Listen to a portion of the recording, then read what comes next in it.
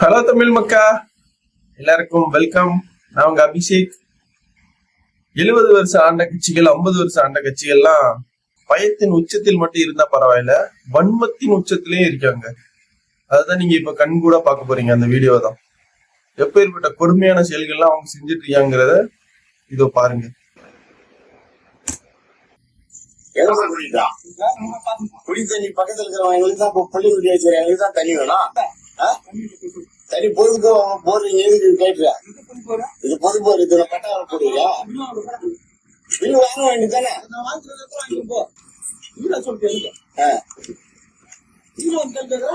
கேள்வி என்ன பண்ண பக்கத்துல புள்ளி குடி வச்சுருக்காங்க தண்ணி நாங்க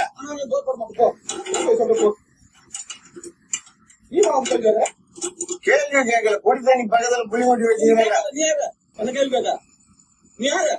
நீங்க தலைவரா வந்தீங்க, பொதுமக்களுக்கு சேர்த்துதான் தெரியாது.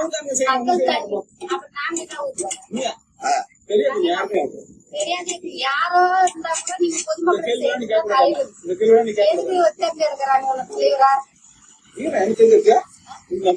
மக்கள் தான் கேட்டாங்க.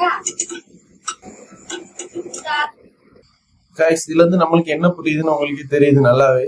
கேள்வியெல்லாம் நீ கேட்க கூடாது. ஏன்னா நீ எனக்கு ஓட்டு போட்ட அவ்வளவுதான் முடிஞ்சு. எந்த கேள்வியும் நீ திருப்பி கேட்க கூடாது. அதாவது கை நீட்டி காசு வாங்கி ஓட்டு போட்டா ஒவ்வொருக்கும் நடக்க வேண்டிய முக்கியமான ஒரு தண்டனை இதுதான். நம்ம ஓட்டு போட்டு அவனை ஜெயிக்க வச்சிட்டோம். அவன் வந்து இப்ப ஏதோ வன்மத்துல அந்த அடி பம்புல உள்ள அந்த இதெல்லாம் கலட்டி கொண்டு போயிட்டு இருக்கான். ஏன்னா அவனுக்கு ஏதோ ஒரு இது தெரிஞ்சிருக்குன்னு நினைக்கிறேன். நம்ம அடுத்தது ஆட்சிக்கு வருவோமோ வரணுமோ என்னமோ தெரியல. அவன் வந்து அந்த பம்பெல்லாம் கலட்டி கொண்டு போயிட்டு இருக்கான். அந்த ரெண்டு பெரியவங்க கேள்வி கேட்கறாங்க. யாரை கேட்டு நீ கேள்வி வைக்கிற? இதெல்லாம் உனக்கு தேவையில்லாத வேலை. நீ நான் என்ன ஜெயிக்க வச்ச அப்படின்னு சொல்லிட்டு அவனோட அதிகார பவரை காட்டுறான். இப்பெல்லாம் நடக்குமா அப்படிங்கிற மாதிரி வித்தியாசமா தான் இருக்கு இந்த உலகம். அது நம்மளுக்கு நடக்கிறதுங்கிறது எவ்வளவு பெரிய கொடுமையா இருக்கு. பாப்போம், ஒரு நல்ல ஆட்சி மாற்றத்தை நம்ம எதிர்பார்ப்போம். இருந்தாலும் இந்த மாதிரி கொடுமைகளை எங்க போய் சொல்றது? எனக்கு நீ உன்னையோ எனக்கு ஓட்டு போட சொன்னா, அந்த மாதிரி ஒரு வித்தியாசமான உலகத்தில் நாம் வாழ்ந்து கொண்டிருக்கிறோம். லட்சக்கணக்கான மெட்ரிக் டன்னு மெட்ரோ வேலைக்காக நோட்டப்பட்ட மண் எங்க இருக்கு? சென்னை மெட்ரோ பணிகளுக்காக தோண்டப்படும் பள்ளங்களிலிருந்து எடுக்கப்படும் மண் கடந்த 3 ஆண்டுகளாக பல கோடி ரூபாய்க்கு விற்பனை செய்யப்படுவதாக தமிழ்நாடு மாநில மணல் லாரி உரிமையாளர்கள் சங்கங்களின் கூட்டமைப்பின் தலைவர் யுவராஜ் குற்றம் சாட்டியுள்ளார். மெட்ரோ வேலை அரசாங்க வேலை நினைக்கிறோம், அதுல இந்த மண் என்ன காய்ச்சி இதெல்லாம் ஹைலைட்டா இருக்கு. ஆத்து மண்ணை திருடி பார்த்திருப்போம். எவ்வளவு மண்களை கடற்கரை மண்களை விட மணலை கூட கொள்ளையடிச்சு பார்த்திருப்போம். ஏன்னா மெட்ரோவுக்கு சொன்ன மணலை கொள்ளையடிக்கிறாங்களா? எப்படி இது? மறுபடியும் அந்த இடத்த மூடும் போது எங்க இந்த மண் எடுத்துட்டு வருவாங்க? நடக்குது. எப்படிதான் இதெல்லாம் யாரு சரிப்பட்ட கேட்ட போறான்னு தெரியல. கேட்ட சொல்றாங்க, எங்க ஆட்சி வந்து இத்தனை வருஷமா நாங்க வந்து நல்லா தானே ஆட்சி செய்தோம், எந்த குறை இருக்கு, எந்த கும்பனாலும் குறை சொல்ல முடியாத ஆட்சி அப்படின்னு சொல்றாங்க. ஆனா குறை மட்டும்தான் சொல்ற அளவுக்கு ஆட்சி இருக்கு. அதாவது அவங்க ஆட்சி வந்து என்ன எப்படி இருக்குன்னா, எந்த நல்லதுமே சொல்ல முடியாத அளவுக்கு நீங்க செஞ்சது எல்லாமே குறை அப்படிங்கிற மாதிரிதான் இருக்கு. மணலை, அதாவது மெட்ரோவுக்கு தோண்டின மணலை காணுமா? என்னென்ன ஊழல்லாம் எப்படிலாம் நடக்குது பாத்தீங்களா? ஊழல்வாதிகள் ஊர்லதான் நம்ம வாழ்ந்துட்டு இருக்கோம். பள்ளிங்க கூட்டமா வரும், சிங்கிளா pigs come in hordes, the lion comes alone. If this is true, then Vijay has turned out to be the lion that is Gilly. This is from Gilly saying crystal Vijay. இந்த இடம் அந்த இடம் எங்க இருந்தாலும் எங்க இடம். which is one of the titles of Vijay movies. Please translate that. Bravery, martial, that's complaint நான் கொடுக்குறேன். பையன் போட்டுக்கான எல்லா விதமான வீடியோ ரெக்கார்டு நான் கொடுக்குறேங்க. கம்ப்ளைண்ட் கொடுத்த என்னையே வந்து அரெஸ்ட் பண்றதுக்கு இன்னைக்கு போலீஸ் வந்துருங்க. இதாங்க வந்து திமுக ஆட்சியில தேர்தலுக்கு பின்னாடி போலீஸ் மூவிய அராஜகம். குடிமக்களுக்கு இவளுக்கு என்ன தண்ணி பைப் மேல என்ன கான்டென்ட் இல்லையா? எங்க பத்தில தண்ணி பைப்பே அடிச்சு உடைச்சிட்டு இருக்காங்க. கிருஷ்ணகிரியில வந்து ஒரு தோட்டத்துல உள்ள டேங்க அடிச்சு உடைச்சிருக்காங்க. இந்த கோவத்திலயோ இந்த தீய சக்தியோட நிர்வாகிகள். அது போய் ஒருத்தர் கேள்வி கேட்டு, சிபிஎம் நிர்வாகி அவங்க கூட்டணி கட்சி மாதிரிதான் இருக்கு. அவர் வந்து கேள்வி கேட்டிருப்பாரு நினைக்கிறேன். எதுக்கு உடைக்கிறீங்க என்னன்னு சொல்லி கம்ப்ளைண்ட் கொடுத்துருப்பாரு போல. இப்ப அவருக்கு எதிராகவே கேஸ் போட்டு அவரை உள்ளதுல்றாங்க. சொல்றதுக்கு ஒண்ணு இல்ல. அவ்வளவுதான் சொல்ல முடியும். பார்த்து எடுத்து பண்ணுங்க. தண்ணி இல்லைன்னு சொல்லி தண்ணி கேட்டு மனு கொடுத்தா மனு எங்க பார்த்தாலும் இவன அராஜகம் மட்டும்தான் இந்த இடத்துல நடந்துட்டு இருக்கு. நாங்க எதுக்கு மாற்ற வேணும்னு சொல்றத நிறைய பேர் புரிஞ்சுக்க மாட்டேங்கிறாங்க. ஆனா அவங்களுக்கு இந்த வீடியோ அவங்க எல்லாம் நல்லா காசு வாங்கிட்டு செட்டில் ஆயிடுவாங்க. மீதி உள்ள மக்கள் எல்லாம் எங்க போவாங்க?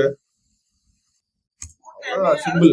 வெளியே கால 4 மணிக்கு வந்து ராதாபுரம் தொகுதியோட ஒரு பகுதிக்கு முக்கிய நீராதாரமா இருக்கிறது நம்பியார். அந்த நம்பியாரினுடைய கடைமடை பகுதிக்கு தண்ணி போகல. இந்த ஆளை பத்தி சொல்லணும்னா நிறைய கல்கோரி சட்டவிரோதமான கல்கோரிகள் நிறைய நடத்துறது அப்படின்னு சொல்லிட்டு ஏகப்பட்ட செயல் இருக்கு. சோ அக்கா ரொம்ப தைரியமா அவரை பத்தி பேசிருக்காங்க. ரொம்ப பாராட்டக்கூடிய விஷயம். பல ஆண்டுகளா அப்படின்னு சொல்லி அந்த பகுதி விவசாயிகள் எல்லாருமே அந்த நம்பியார சீரமைக்கணும்னு சொல்லி முன் வர்றாங்க.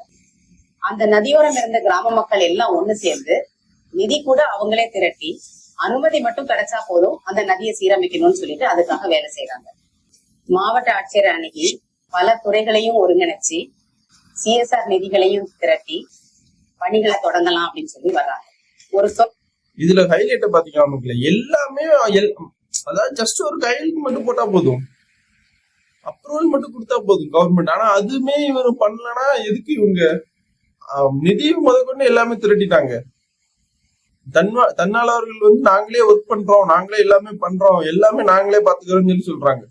ஒரு ஜஸ்ட் ஒரு கையெழுத்து போடுறதுக்கு இவங்களுக்கு எங்க வலிக்குது, என்னத்துல வலிக்குது?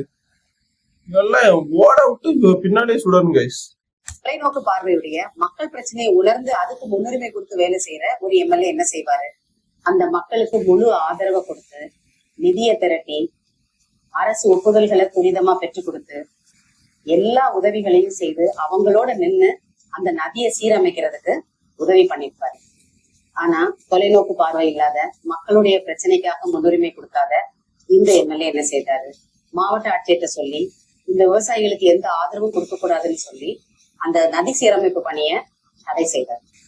அதையும் மீறி இந்த மக்கள் இந்த பணியை எப்படியாவது செய்யணும்னு சொல்லி முன்னெடுக்கும் போது அவங்களுக்கு நான் உதவி செய்யறேன், நீங்க வேடிக்கை மட்டும் பாருங்க, எந்த பணமும் யார்கிட்டையும் வாங்க வேண்டாம், நானே உங்களுக்கு எல்லா உதவியும் செய்யறேன்னு சொல்லி பல ஆண்டுகள் அவங்களை இழுத்தடிச்சு கடைசியில இது உங்க வேலை இல்ல, உங்க வேலைகளை பார்த்துட்டு இருக்கோங்க, எனக்கு என்ன செய்யணும்னு எனக்கு தெரியும் அப்படின்னு சொல்லி அவங்கள அவமானப்படுத்தி அசிங்கப்படுத்தி வீட்டுக்கு அனுப்புறாரு. இனி இவரை நம்பி பிரயோஜனம் இல்லை அப்படின்னு சொல்லி முடிவு பண்ண இந்த விவசாயிகள் திரும்பவும் மாவட்ட ஆட்சியர் அணுகி பல முயற்சிகள் செய்து அனுமதியை வாங்கி வேலை செய்யலாம் அப்படின்னு இருக்கும்போது அப்பவும் உதவி செய்யாம இந்த பணியை நீங்க செய்ய அனுமதிச்சீங்கன்னா நான் இந்த இடத்துல சட்ட ஒழுங்கு பிரச்சனையை கொண்டு வருவேன் அப்படின்னு சொல்லி மாவட்ட ஆட்சியர்கிட்டையும் துணை ஆட்சியர்கிட்டையும் மிரட்டுறாரு. இன்னைக்கு வரைக்கும் இந்த பணி செய்யப்படாம இருக்குது. ஆனா இந்த நதியை சீரமைச்சு மேம்பட மக்களே உங்களுக்கு எல்லாத்துக்கும் ஒரு கேள்வி எழும். எதுக்கு இது பண்ண நினைச்சா ஒரு MLA ஈஸியா பண்ண முடியும். ஒரு அரசாங்கத்துல முக்கியமான பொறுப்புல இருக்க ஒரு MLAல கண்டிப்பா ஈஸியாவே பண்ண முடியும். சபாநாயகரா இருக்காரு, அரசாங்க திட்டத்துல இருந்து அவராக கொண்டு வந்தா அதுல இருந்து கோடிக்கணக்கான ரூபாய் வந்து கொள்ளையடிக்க முடியும். சோ அதனாலதான் இந்த இதை வந்து பண்ண மாட்டேங்கிறாங்க. அடிச்சுட்டு போங்களேன், இன்னமும் கொள்ளையடிச்சுட்டு எப்படினாலும் போங்க. மக்களுக்கு தேவையான தண்ணீர் வசதியை செஞ்சு கொடுக்கலாம்ல. எங்க தேர்ந்தெடுக்க விட போறாங்க?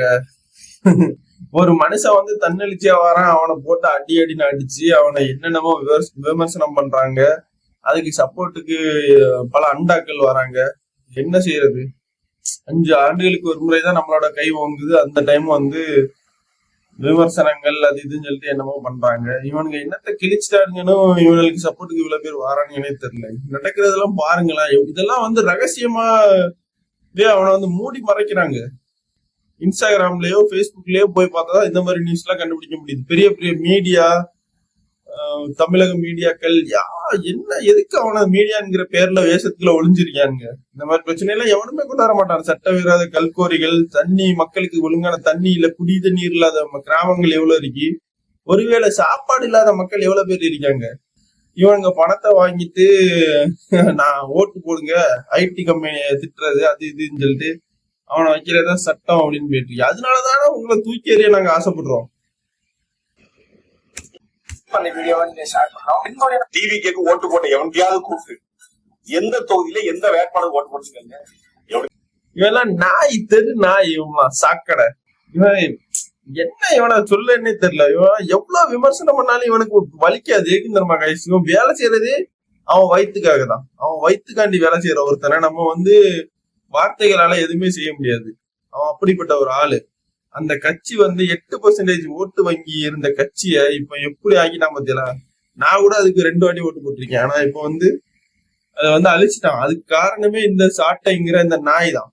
இந்த தெரு நாய், இந்த சாக்கடை தான் இந்த கட்சி அழிக்கிறதுக்கு மிகப்பெரிய காரணம். அவனுக்கு அவன் கட்சியில உள்ள ஆள் பேர் தெரியல, அவன் வந்து விமர்சனம் பண்றானாமா. எப்பேற்பட்ட தலைவன் பாத்துக்கிறீங்க. சொருகு அதிகாரி வரதுக்குள்ள சீக்கிரமா சொருகு.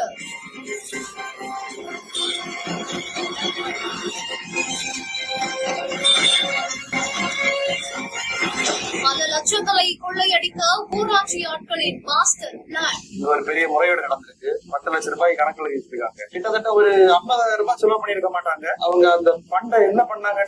உங்க ஊர்ல மட்டும் இல்ல, எங்க ஊர்லயும் எல்லா ஊர்லயுமே இதுதான் நடந்துட்டு இருக்கு. தமிழ்நாடோட தலையெழுத்து. என்ன காய்ச்சி இது? ஒரு செடியை வளர்த்து அதை உருவாக்க முடியாதா? ஒரு மரத்தை வளர்க்க முடியாதா? அதுக்காண்டிதானே இந்த 100 நாள் திட்டம், 80 நாள் திட்டத்தெல்லாம் வேலையெல்லாம் உருவாக்குனாங்க. இதை வந்து இவங்களால பாதுகாக்க முடியாதா? அது யாரோ விசிட் பண்றாங்கன்னு சொல்லிட்டு, மாவட்ட ஆட்சியரை யாரோ விசிட் பண்றாங்கன்னு சொல்லிட்டு வேற மரங்கள்ல உள்ள அந்த இலையெல்லாம் வெட்டிட்டு வந்து அதுல சொருத்து வைக்கிறாங்க. அது வந்து அப்படியே ஃப்ரெஷ்ஷா அது வளர்ந்து வர்ற மாதிரி காட்டி அவங்க பண்றாங்க. என்ன ஒரு டிராமா இதெல்லாம்! இப்படி எல்லாம் அது வந்து ஒரு மீடியா வந்து அதை எடுத்துருக்கீ அப்படின்னு அவங்க அதை கேமராக்கு முன்னாடியே பண்றாங்கன்னா அவங்களுக்கு எவ்வளவு தைரியம் அதுல இருக்கும். நிறைய பேர் பேசிட்டு இருக்காங்க. இந்தியாவில எங்க வேணா யார வேணா ஏமாத்தலாம். இங்க எங்களுக்கு 3 பேரு கருணாநிதி ஸ்டாலின் ஏமாத்த போட்ட பிறந்ததாயா வரணும் என்று வர. அதாவது வந்து ஏமாத்திட்டு போனானே ஈஸியா தலைவர். பாகிஸ்தானை வீழ்த்தி உலக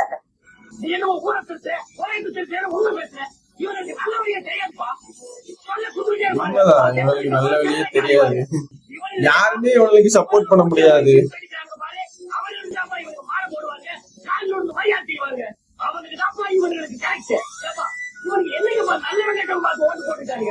இவனுக்கு கணக்கு என்ன? ஒரு ஓட்டுக்கு ஒரு பித்தளை கூட, ஒரு பித்தளை சொம்பு, ஒரு பித்தளை பானைகளை போட்டுட்டாங்க. இவனுக்கு ரேஞ்சுக்கு ஆனா ஒரு 4 பிஸ்னஸ் ஆக்கி கணக்கு பண்ணிட்டாங்க. அவனுக்கு ரேஞ்சுக்கு ஆனா 5 வருஷம் பிஸ்னஸ் ஆக்கி 2 மணி வேலை கணக்கு பண்ணிட்டு இருக்காங்க. கைஸ், இது எவ்வளவு பெரிய உண்மை தெரியுமா? நம்மளுக்கு வந்து எப்படி சொல்றது, வெளிநாட்டு வேலைகள் இருக்கு, நம்ம எங்கேயாவது போயிருவோம், நம்மளுக்கு பல வேலை தெரியும். நம்மளுக்கு இந்த ஊர்ல இருக்கேதான் பொழப்பெல்லாம் கிடையாது. நம்ம வந்து வெளிநாட்டுக்கு போயிடுவோம். நம்ம ஆல்ரெடி வெளிநாட்டுல தான் ஒர்க் பண்ணிட்டு இருக்கோம். ஸோ ஆயில் இருக்கு, அந்த மாதிரி போயிடுவோம். ஆனா அடிப்பட்ட மக்கள், அடித்தட்டு மக்கள் வந்து என்ன பண்ணுவாங்க? ஒரு நேர காசுக்காண்டி தங்களோட ஓட்டை வந்து வித்து அவங்க வந்து மத்த 5 வருஷம் அவங்க மறுபடியும் கஷ்டப்பட்டாலும் அவங்க மறுபடியும் அந்த ஆட்சி மாறுமாங்கிறது வந்து ஒரு கேள்விக்குறி தானே. ஈஸியா ஏமாத்திடுறாங்க கைஸ். எப்படி வந்து தற்குறிகள் அப்படி இப்படின்னு சொல்லிட்டு எவ்வளவு ஈஸியாவே ஏமாத்திடுறாங்க மக்களை. அண்ணன் மட்டும் இந்த எலெக்ஷன்ல வந்து சொல்றதுக்கே எனக்கு வரல. ஏதாவது ஆயிட்டுனா அவ்வளவுதான், காப்பாத்தவே முடியாது கைஸ். யாராலையுமே காப்பாற்ற முடியாது. என்ன பண்ணுவாங்க ஏது பண்ணுவாங்கன்னு தெரியாது. யாராலையுமே காப்பாற்ற முடியாத அளவுக்கு இந்த தமிழ்நாடு ஆக போகுது.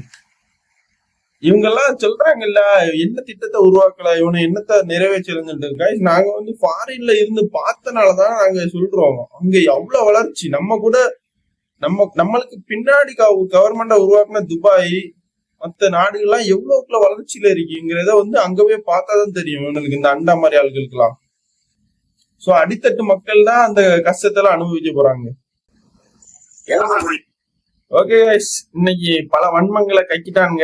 என்ன செய்யறது, இன்னும் நிறைய வன்மங்களை கக்குவாங்க. இன்னும் 2 நாள் இருக்கு, வெயிட் பண்ணுவோம். என்ன நடக்குதுன்னு பார்ப்போம். நல்லதே நடக்கட்டும், வெற்றி நிச்சயம் பார்ப்போம். ரொம்ப சோகமாவும் இருக்கு சில இதுவெல்லாம் பார்க்கும்போது. ஆனா கண்டிப்பா நம்ம வின் பண்ணுவோம்னு நம்மளுக்கு ஒரு பெரிய நம்பிக்கை இருக்கு.